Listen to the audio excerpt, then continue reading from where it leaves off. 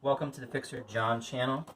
I am using and giving a quick overview of the Walmart HyperTough Digital Tire Inflator.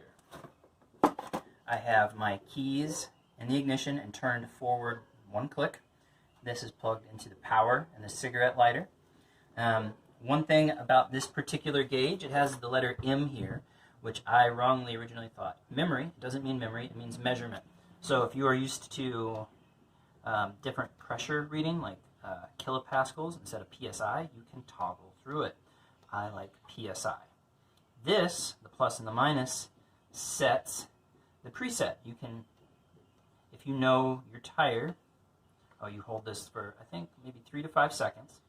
And right now I have this set to go to 35.5 PSI, and then it should shut off. Now, it's also measuring the current pressure. It's not attached, so there is no pressure.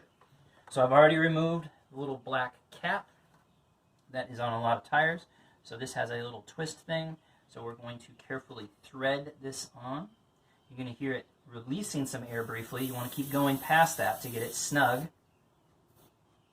Got it on there snug. And now we have a pressure reading. This is saying 27 PSI, which is similar to what this said. This manual gauge said something like 28, 29, maybe 30. That is low. So we're going to go ahead and press the power button. Remember, I've set the preset.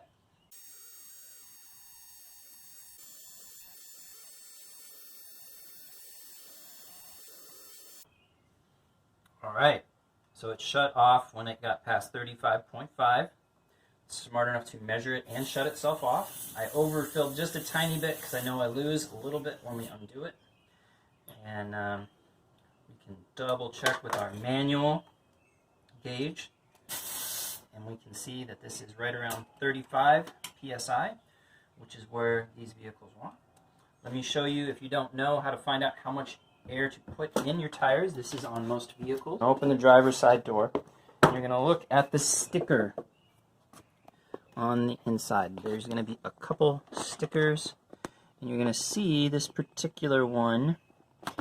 These are, here we go, vehicle capacity, tire size, but there's your PSI numbers.